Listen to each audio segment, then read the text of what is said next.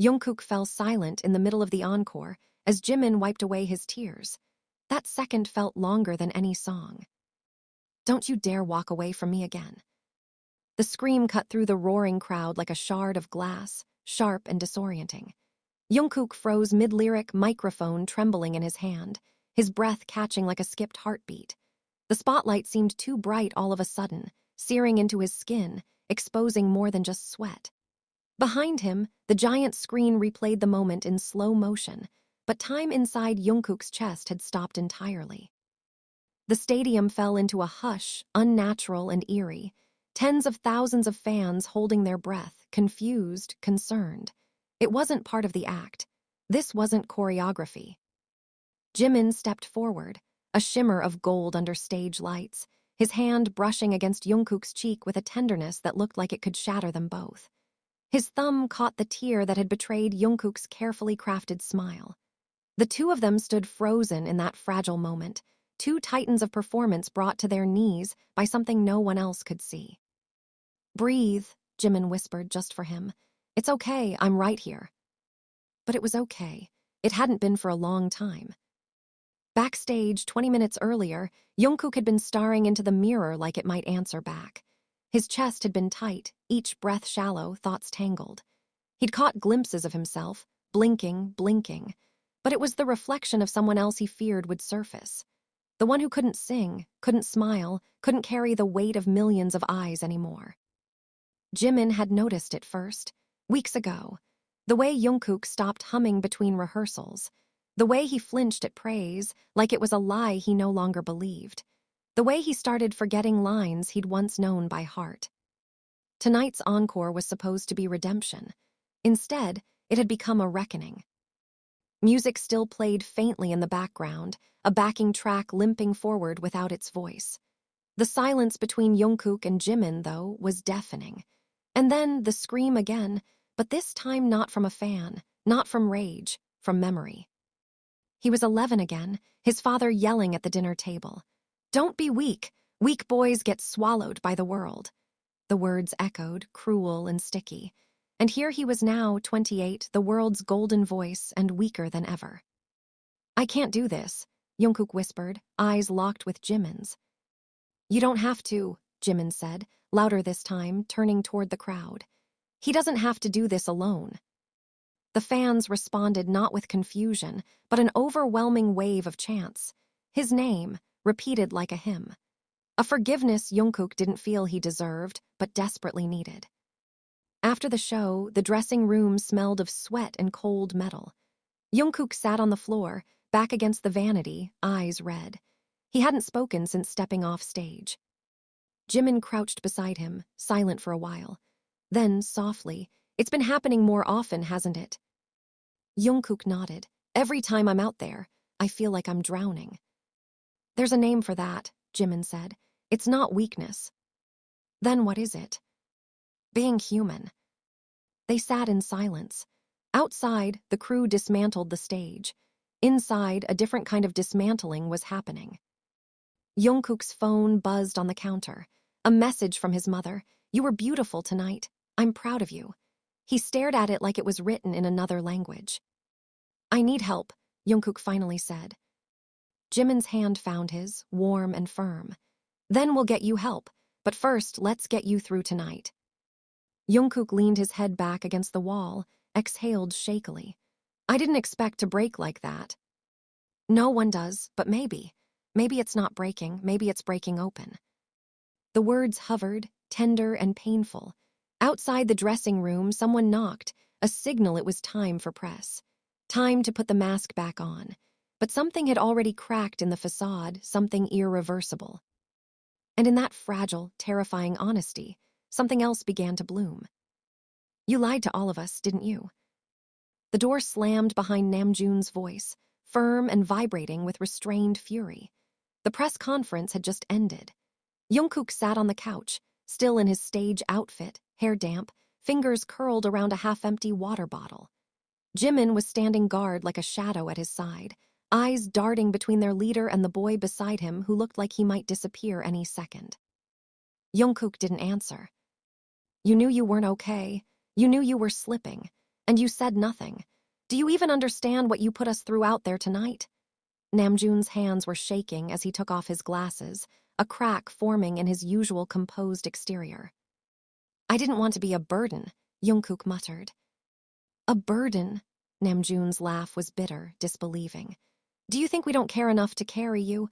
You collapsed in front of the entire world and we had no idea. You think that makes you stronger. I thought I could hold on. You didn't. The words hit like a slap. Jin entered quietly through the side door, his face unreadable, but his eyes already knowing. Taehyung leaned against the far wall, jaw clenched, one foot tapping, a habit he had when he was trying not to explode. Hobai hovered behind the others, a storm buried behind his forced smile. Jimin broke the silence. He's not the only one who lied. Everyone looked at him. You all saw the signs. Don't act like this is a surprise. But it was easier to look away, wasn't it? Because as long as Jungkook was perfect, the rest of us didn't have to face our own mess. You're out of line, Taehyung snapped. No, Jimin stepped forward, voice trembling now. I've been in line, too long, watching him drown while we sold happiness like oxygen. We knew deep down, but the show had to go on. Namjoon's jaw tightened. That's not fair. Isn't it? Silence swelled. The kind of silence where no one wants to look at each other because the truth is louder than any scream. I was afraid, Jungkook said finally, voice raw. Not just of failing, of what would happen if I stopped pretending. I thought, if I broke down, there'd be nothing left of me. You were wrong, Jin said quietly, stepping forward. You're more real now than you've ever been. But real doesn't sell stadiums, Taehyung muttered. The room tensed again. Then let it burn, Jimin said. Everyone turned to him. Let it all burn. The act. The lie. If this industry needs us dead inside to stay alive, then maybe it's time we burn the goddamn house down. You're not thinking straight, Namjoon warned. We have contracts, sponsors. We're not just people anymore, we're a machine. Exactly, Jimin whispered. And Jungkook is the first broken cog. So now we have a choice, replace him or stop the machine. Jungkook looked up. His eyes weren't empty now. They were sharp, dangerous. I'm not stepping down, he said. I'm not walking away. Then what are you doing? Hobai asked, voice soft, pleading. I'm taking the mask off. And with that, he stood, walked to the mirror on the wall, and stared at his reflection for a long beat. Then he reached into the collar of his shirt and pulled out the tiny in-ear monitor, custom-made, gold-plated, a symbol of their status, and dropped it onto the floor with a soft clink. Then he stepped on it. The crack was barely audible, but it echoed in every chest in the room. I'm done pretending. You're going to blow everything up, Namjoon said. Jungkook turned to him. Maybe it needs to be blown up. Outside, the fans still screamed. The press was already spinning headlines. Golden Maknae breaks down in tears. BTS faces internal crisis. None of them knew the truth. None of them had heard what Jungkook had confessed to Jimin the night before. About the pills, the empty hotel rooms, the recurring dream where he was singing underwater, lungs filling with applause instead of air. You know what the scariest part was, he said now softly. I didn't feel anything anymore. Not joy, not fear, just numb, like I was already dead and still moving. No one should feel that, Jin whispered. But I did, Jungkook said, and maybe I still do, but at least now, it's not a secret. For a moment, they all stood there, uncertain. 7 men who had once shared a dream that now felt like a trap. Jimin walked over, placed a hand on Jungkook's shoulder. If you fall again, we'll be there. No more hiding, Jungkook said. No more hiding, Jimin echoed. Namjoon exhaled, a long, shaking breath. Then we go public. Tomorrow, we tell the truth, all of it. Are you sure? Jin asked. This could end everything. Or, Namjoon said, it could start something better. And just like that, a decision was made. Not in a boardroom, but in a backstage room littered with sweat and silence and shattered masks. Later that night, Jungkook stared out the hotel window as the city lights blinked like questions. Behind him, Jimin lay on the couch, half asleep, murmuring something about old songs and quieter days. The room smelled like mint tea and exhaustion. And for the first time in months, Jungkook didn't feel like running. He didn't feel like dying. He just felt human. Don't flinch. Jimin's whisper felt like a blade against Jungkook's skin as the lights of the press room burned overhead. The hall was packed, every seat filled with reporters, cameras flashing like lightning in a storm. Live feeds ran in every direction: Korea, Japan, LA, London, Sao Paulo. Millions were watching, probably more. Jungkook's throat was dry. He sat in the middle of the long table, flanked by Namjoon and Jimin, the others forming a silent wall of solidarity behind them. For the first time in a decade, there was no publicist at their side. No script, no safety net. Just truth. Namjoon leaned into the microphone. "Thank you for coming. We know the world is expecting a polished statement, but we're not here for that. We're here to tell the truth." A wave of murmurs stirred the room. "We know many of you witnessed something unexpected during last night's Encore," he continued, voice low, calm, but behind his eyes a quiet storm brewed. What happened was not a performance. It was not a stunt. It was a human moment. Jungkook had a panic attack. Gasps. Jungkook's spine stiffened as a barrage of shutters exploded like gunfire. Namjoon continued, "This isn't new. It's not sudden. It's something he's been dealing with quietly for a long time. And his voice wavered just slightly, we didn't see it clearly, or we chose not to." Jungkook leaned forward. "I chose not to show it, that's on me." A female reporter stood. "Jungkook SSI, are you officially stepping away from BTS activities?" "No," he said, "but I'm stepping away from pretending to be okay." Another reporter chimed in. "You're one of the most beloved idols in the world.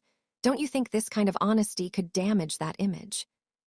Jungkook tilted his head slightly, a flicker of something dangerous in his eyes. "Maybe that image needs to be damaged." More gasps. The air turned electric. "We live in a system that thrives on perfection," Jimin said beside him, voice sharp. "But perfection is a prison. It has nearly killed all of us in different ways." "Are you suggesting the industry is abusive?" Another reporter asked, almost accusingly. Namjoon's smile didn't reach his eyes. "I'm suggesting the industry benefits from silence, from idols being obedient, from performers being products." "Do you plan to name specific companies or individuals?" "We're not here to destroy careers," Jin said suddenly, stepping up to the mic. "We're here to save lives, starting with our own." A ripple moved through the crowd, some of awe, some of outrage, some of disbelief. "But what about your fans?" a younger reporter asked. "Don't you owe them your best?" "I gave them my best," Jungkook said. "Even when it was killing me. Now I'm offering them something better, what's real." Another voice, older, skeptical. "What triggered this? Why now?" The silence that followed was sharp. Jungkook's hand clenched. His mouth opened, then closed again. Jimin reached under the table, squeezed his hand. "Because last week," Jungkook said slowly, "I woke up on a hotel bathroom floor with my face in a pool of water and a bottle of pills spilled beside me." The room fell completely, horrifyingly still. "I didn't want to die, but I wasn't sure I wanted to keep living either. That's what scared me most, the apathy. That's when I called Jimin." "And that's when we decided this ends now," Jimin said, his voice cracking for the first time. "No more hiding, no more dying in silence." Flash, flash, flash. "What happens next?" someone asked. "We don't know," Namjoon admitted. "Maybe our next album won't chart, maybe sponsors will pull out, maybe we lose fans. Maybe we find new ones," Jungkook added. "Or maybe we just find ourselves." The press conference ended not with applause or chaos, but a chilling silence, one that left the world breathless. Backstage, chaos erupted. Phones buzzed like hornets. PR reps were screaming into earpieces. Labels were on fire. "You've done it now," one executive snarled at Namjoon. "You just destroyed $1 billion image." Namjoon looked him dead in the eye. "Good. Now we can rebuild something that's actually worth saving. Do you have any idea what you've just unleashed? The man hissed. Jungkook stepped between them. Yeah, he said. Hope. That night, hashtags dominated every social platform. Let titles breathe. Jungkook is human. Burn the mask. BTS unfiltered. The fans weren't abandoning them. They were rising like a wave, furious, grieving, loyal, alive. But not everyone was pleased. At 2:11 a.m., Jungkook received an anonymous text. You think the truth sets you free? It only paints a target on your back. Watch yourself, golden boy. His blood turned to ice. He didn't show it. Instead, he turned off his phone and stepped out onto the hotel balcony.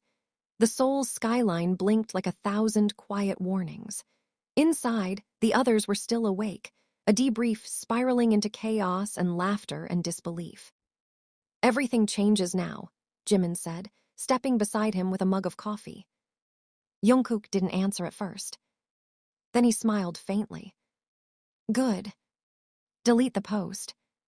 The voice was sharp, unwavering, not a suggestion, an order.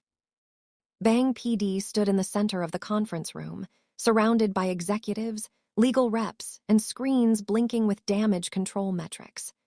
News outlets were devouring the press conference like wolves, dissecting every syllable, twisting every tear, speculating every silence. Jungkook sat across from him, arms crossed, eyes tired but locked with defiance. No, he said. The room tensed. A few people exchanged glances, unsure whether to step in or stay still. No one had seen Jungkook like this before, not in meetings, not in front of authority. He wasn't the kid anymore. You've just put this company in the crosshairs of every major advertiser, every boardroom investor, Bang snapped. Do you think we built this empire for you to torch it on a whim? I didn't torch it, Jungkook said calmly. I exposed what it was built on. Trauma. Silence. Namjoon stepped in.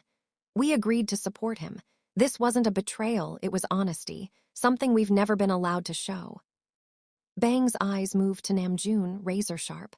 I made all of you. Don't forget that. No, Jin said from the corner. You marketed us, we made us. The words hung there, the fracture growing deeper. Bang PD's tone dropped, quieter, more venomous. You want to be martyrs? Fine, but martyrs don't sell tickets. You don't get to own our pain, Jimin shot back. Not anymore. Outside, chaos was blossoming. Tabloids released doctored footage from rehearsal rooms, trying to paint Jungkook as volatile. An anonymous source claimed he had fought with a stylist. Old footage was repackaged as evidence of emotional instability. Headlines screamed, Golden Idol or Time Bomb. At the hotel, a protest brewed. Not from fans, but from masked figures in designer suits. Representatives, former managers, coordinated faces claiming to protect the brand. They stood with cold eyes and clipboards, guarding elevators, controlling the halls. Hoseok stood by the window, watching them. They've already started freezing our accounts. Brand deals are pulling out. It's war. Good, Taehyung said darkly. Let them come. But war wasn't just external. Later that night, a secret meeting was held, without Jungkook. Namjoon, Jin, Hoseok, Jimin, Taehyung. 5 voices in a room laced with guilt and fear. This goes deeper than anyone imagined, Jin said quietly. Do we even know how much they've been hiding from us? They covered up his hospital visit, Jimin said. They knew he'd blacked out in Tokyo last month. They buried it. Contracts were rewritten last year, Namjoon added. They inserted mental health clauses, but only to protect the company if we broke. So what now? Hoseok asked. We go full rogue. There's more, Taehyung said, tossing a printed message onto the table. This was slipped under my door. It was a single photo, grainy surveillance style. Jungkook sitting in a therapist's office, private, dated 3 months ago. Underneath, control him or we will. Silence stretched like a scream. This isn't a scandal, Jimin said. It's a system, and we just tore the curtain down. That night, Jungkook found out. He was alone in the hallway, walking back from the studio, when a hand grabbed his arm and yanked him into a stairwell. Do you have any idea what they're planning? Taehyung hissed, shoving the photo into his chest. Jungkook stared at it, his breath caught. Where did you get this? It doesn't matter. They're watching you. They're framing you. You think this ends with a few angry headlines. Jungkook's heart pounded. Then let them frame me. Taehyung's eyes were wild. No, you don't get to throw yourself to the wolves and call it justice. I'm not afraid. Well, I am, Taehyung exploded. You think you're being brave. You think this is noble. No, this is suicide, Jungkook. They don't just destroy reputations. They destroy people. Jungkook was quiet, then he whispered, they already tried. Taehyung's voice broke. I can't lose you. For a moment, nothing moved. Then Jungkook pulled him into a fierce hug, unexpected, desperate. You won't, he said. Not this time. The next day, the fans fought back. A video surfaced, unedited rehearsal footage from 2 years ago. Jungkook on the floor, hyperventilating, while staff ignored him. The caption read, "This is what your idols survive in silence." The tide began to turn. Hashtags exploded. Support flooded in. Other idols began liking posts quietly. A few even posted cryptic messages, "It's time, no more masks." By evening, an anonymous account released a list of protected incidents. 3 suicide attempts by idols in the last 5 years, covered up with fake tour cancellations. Payments to families. NDA silence money. The name of one of the companies on the list, HYBE. Bang PD released a defensive statement, denied everything, blamed foreign interference. But the wall was cracking. In the practice room that night, Jungkook stood alone in the dark, watching the mirror. He didn't sing. He spoke. I gave them everything, he said. Now I'm taking myself back. Behind him, the door creaked open. Jimin, breathless, holding a phone. You need to see this. It was an email. From an address they all knew. Yoongi. Subject, they tried to silence me too. Let's finish this. The silence after reading Yoongi's email wasn't quiet. It roared. Jimin's fingers tightened around his phone as the weight of the words sunk into the room like gravity. Jungkook didn't speak. He simply stared at the glowing screen, rereading the sentence again and again, as if the pixels might rearrange themselves into something softer. They didn't. They tried to silence me too. Let's finish this. The last time any of them had seen Yoongi was nearly 7 months ago, right before he announced an indefinite hiatus due to health reasons. But even then, the way he disappeared had been too clean, too sudden, too quiet. No goodbyes, no voice notes, just gone. Jungkook's voice was low, almost fragile. Did you know? No, Jimin said, shaking his head. He cut everyone off, even T, but this email, he sent it to all of us. Check your inbox. Jungkook pulled out his phone, fingers trembling. There it was, same subject, same message. Is he okay? Jungkook asked. Jimin's jaw tightened. He's alive, but he's not safe. That night, they met in the underground parking garage of a building no one knew Yoongi owned. It reeked of old cement and engine oil. Rainwater echoed through cracks in the ceiling. A single fluorescent light flickered like a dying heartbeat. Yoongi stood leaning against a black sedan, hoodie up, expression unreadable. He looked older. Not in the way time aged people, but in the way trauma did. Eyes dulled from fire, shoulders heavier from what they'd carried alone. No one said a word at first. Then Jungkook stepped forward. You knew. Yoongi's gaze lifted. I lived it. How long? Jimin asked. Yoongi exhaled. Long enough to watch myself disappear and call it healing. They were quiet. The truth hung there, sharp and bitter. They monitored my calls, blocked my medical records, even paid a psychiatrist to misdiagnose me so they could claim I was unstable. Yoongi's voice was flat, surgical. The day I asked to renegotiate our creative rights, my schedule was cleared within 24 hours. I was told I could either rest or be replaced. Taehyung paced, fists clenched. Why didn't you say anything? I was going to, but the night before I planned to go public. My brother got in a car accident, out of nowhere. Someone ran a red light. Jin's face went pale. You think it was intentional? I don't think I know. The silence turned dangerous. They used him as leverage, Yoongi said, and I stayed quiet until I saw the press conference, until I saw Jungkook break. I didn't break, Jungkook said quietly. I came apart. And that's the bravest thing you ever did, Yoongi replied. Namjoon stepped forward, voice tense. You said, let's finish this. What did you mean? Yoongi reached into his bag and pulled out a hard drive. This contains 10 years of buried documents, audio, video, internal memos, altered contracts, even voice recordings, proof of the system, of everything they did to us, to others. Jimin's mouth went dry. How the hell did you get this? I hacked my own NDA. A beat, then Yoongi smirked slightly. Don't look so surprised. Jungkook stepped closer, eyes sharp. We release it. Yoongi's smirk vanished. No, not yet.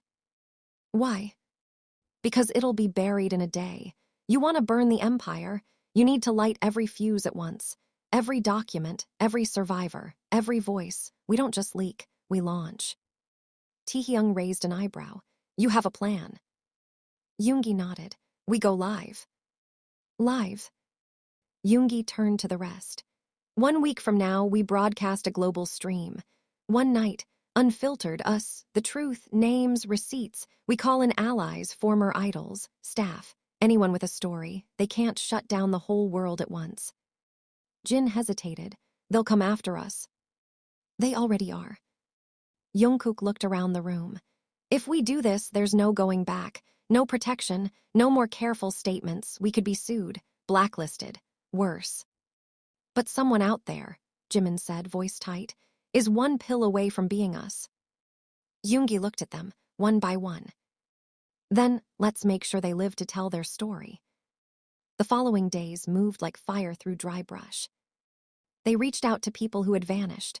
A former girl group leader who'd faked her retirement. A male soloist who had odd but survived and disappeared from the charts. A vocal coach who was silenced after reporting abuse. Each one had their own shards of truth. Each one, when shown Yoongi's files, said the same thing. It's time. They called it Project Echo, because no scream should go unheard. Preparations intensified. Yoongi transformed his hidden studio into a command center. Networks were contacted. Safe servers. Encrypted channels. A global countdown clock was created, ticking silently on a secret website known only to those invited. But the system fought back. 2 nights before the broadcast, Jungkook's mother was approached at her home by a man claiming to be with the company. He offered her money. He asked her to convince her son to step down. When she refused, her tires were slashed. Her windows shattered that same night. Jungkook didn't sleep. He didn't cry. He held her hand, kissed her forehead, and promised, they don't win this time. That same night, a fire alarm was triggered at Yoongi's studio. It wasn't a drill. A small device had been planted near the servers. It was found before ignition. No fingerprints. But a message was left. Silence is safer. Jimin stared at the words etched into the wall in red marker. They're scared. Yoongi nodded. Good, fear makes people sloppy. The night of the broadcast arrived. No stay. No choreography. Just 7 men in black hoodies seated in front of a camera. No stylists. No script. Yoongi sat at the controls. Jungkook leaned into the mic. This isn't a concert, he said. This is a confession. Millions tuned in. And somewhere, behind locked doors and broken contracts, a reckoning began. We're live. Yoongi's voice was low, but the moment it left his lips, something irreversible cracked into motion. The red light on the camera blinked once, then held steady. Somewhere across the ocean, in quiet bedrooms and crowded cafes, in office cubicles and dormitories, screens lit up. Phones, laptops, television broadcasts illegally mirrored onto subway walls. It was happening. BTS was live. Not performing. Confessing. Jungkook sat forward first. His hands were on the table. No rings, no makeup, no stage lights, just the fluorescent honesty of a man exhausted by the weight of pretending. "My name is Jeon Jungkook," he said, his voice rough. "You know me as the Golden Maknae, but I haven't felt golden in years." A sharp intake of breath from Taehyung, barely audible beside him. "I was 16 when I signed the contract that told me I belonged to someone else. I was 18 when I started taking sleeping pills just to rest between rehearsals. I was 20 when I first told a staff member I was feeling empty, and he told me to drink some coffee and keep dancing. I was 22 when I tried to stop being alive." Silence. Then, Namjoon reached across and rested a hand over Jungkook. Jin leaned in next. "We were trained to be idols, not humans. Smiles were part of the uniform. Pain was rehearsed in private. And the worst part, we told ourselves this was normal, that this was the price of the dream." Yoongi tapped a key and a clip played on the screen, a hidden camera angle from a rehearsal room 3 years ago. Jungkook collapsed mid-dance, clutching his ribs. Staff members glanced at him, then walked on. A voice behind the camera muttered, "If he breaks again, just cut him from the dance segment." The feed returned to the room. Jimin's eyes were wet. That wasn't an isolated moment. That was every day. We had bruises on our bodies, but the ones in our heads were worse. And no one asked, because idols aren't supposed to bleed. They continued. One by one, they shared pieces of themselves the public had never been allowed to see. Taehyung confessed the anxiety attacks before World Tour, the hours he spent alone in hotel bathrooms so no one would see him shake. Hoseok spoke of the panic after each performance, the obsessive need to be perfect that led to days without eating. Jin described the pressure of being the oldest, the emotional anchor, even as he fought his own silent waves of depression. Namjoon paused, long and heavy. "I once sat across a boardroom table while executives debated how much vulnerability we could show before it damaged our brand. As if we were characters on a shelf they could repackage." The live chat was flooding, millions of comments every second, some disbelief, some denial, but overwhelmingly waves of grief, support, fury, fans crying, fans confessing their own pain. Other artists began reposting the stream on their own accounts. Former idols watching silently from the shadows of the careers they were forced to leave behind. Then Yoongi stood. No mic, just his voice. "I was the first to be erased." He pulled up a document, his own NDA. The camera zoomed in, the text clear. Clauses forbidding discussion of mental health incidents, financial threats tied to compliance.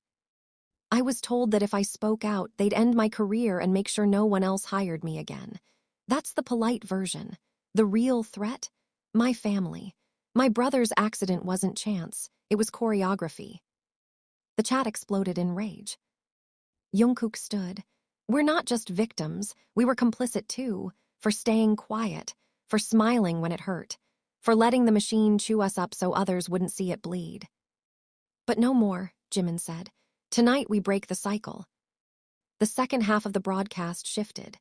They played recordings, studio outtakes of emotional breakdowns, audio of executives mocking trainees, footage of hidden cameras in dorms. Names were named, not out of vengeance, out of accountability.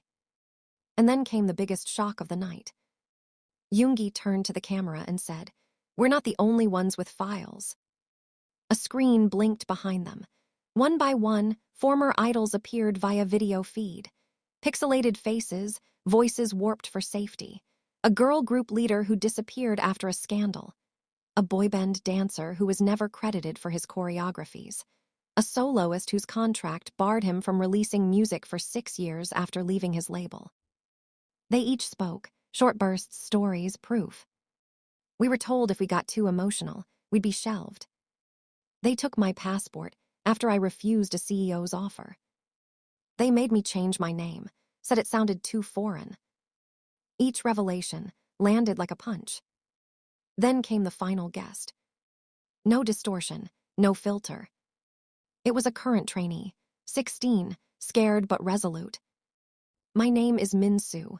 I'm still under contract, but I saw Jungkook cry, and I realized I don't want to debut if it means dying in silence. Jungkook broke then. His hand flew to his mouth as tears burst down his cheeks. No script could prepare him for that. Jimin leaned into him, wrapping an arm around his shoulders. The final message was simple. They weren't canceling the industry. They were asking it to repent. They weren't asking for pity. They were demanding justice. And then Jungkook looked into the lens one last time. To every kid dreaming of the stage, don't trade your soul for a spotlight. It's not worth it. We'll fight to make sure you don't have to. The stream cut to black. But the world didn't go quiet. Instead, it screamed. Government officials issued statements within hours. Fans organized vigils and protests. Sponsors pulled support from accused agencies. Anonymous tip lines exploded with new testimonies. Lawsuits began to form like cracks across the concrete foundation of K-pop itself. In the hotel room afterward, BTS sat in silence, still in their hoodies, eyes red. "We did it," Taehyung whispered. Yoongi lit a cigarette by the window and exhaled. "No," he said, "we started it." And far away, in a dimly lit office, Bang PD stared at the screen, jaw tight, fists clenched, as his empire trembled beneath the weight of 7 voices finally unleashed. It started with a tremor. One by one, entertainment giants began issuing apologies, carefully worded, legally massaged, but hollow. Fans weren't placated. The world had shifted, and a tide was rising that wouldn't recede. International media caught the scent of blood, and with it, a revolution that didn't belong to one group anymore. The movement had a name now, the Echo Line. A coalition of former idols, trainees, stylists, choreographers, managers, and mental health professionals. They shared their stories not as survivors of fame, but as architects of something new. Contracts were leaked, clauses dissected, company practices exposed like rotting roots in too rich soil. And at the center, still standing, was Jungkook. He stood on the same stage a year after his silence stopped the music. This time, no pyrotechnics, no dancers, no rehearsed banter. Just him, a single mic, and a hall filled with those who stayed, those who fought, those who survived. He looked out at the audience, tears in their eyes, phones lowered. Not one screen lifted, not one scream interrupted. They were there to listen. "I used to believe silence made me strong," Jungkook said, voice low. "But silence nearly killed me, and you, and so many others." He paused, scanning the faces, anchoring himself in the truth they now shared. "I was made into a symbol, a brand, a product. But I am not golden because I am perfect. I am golden because I broke and chose to live anyway." From backstage, Jimin watched, hand over his heart. He had written a letter for this night but torn it up in the dressing room. Some truths didn't need paper. They needed presence. Namjoon stood beside Yoongi, who now walked with a slight limp, a souvenir from an accident they still hadn't proven, but his gaze was steel. They'd won battles, not the war, but the silence had ended. That was more than anyone had imagined a year ago. After the speech, Jungkook returned to the green room. The air was thick with emotions too large to name. He sat down, slow, like his body still remembered the weight of everything it once carried. "I'm scared," he whispered. "I know," Jimin said, pulling up a chair beside him. "But you're here." A knock came at the door. It opened to reveal Min-soo, the trainee who had spoken during the live stream. Older now, eyes clearer. "I passed on my debut," he said, smiling shyly.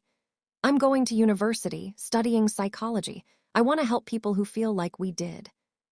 Jungkook stood, heart caught in his throat. "Can I hug you?" Min-soo asked. They embraced, and in that simple gesture, something ancient and heavy exhaled. A ghost laid to rest.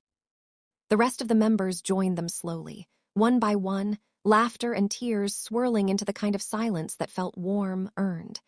Hoseok cracked a joke. Jin handed out drinks. Taehyung played a melody on his phone he'd been writing, no label attached, no deadline, just music. As the night wore on, Jungkook stepped outside.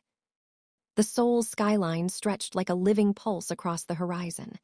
Behind him, the others sang softly, voices raw, imperfect, unpolished. It was the first time in years he heard them not as performers, but as brothers. He closed his eyes. And for the first time since that fateful encore, he didn't hear pressure or panic in the quiet. He heard peace. He heard life. He heard the sound after the silence. And it was beautiful.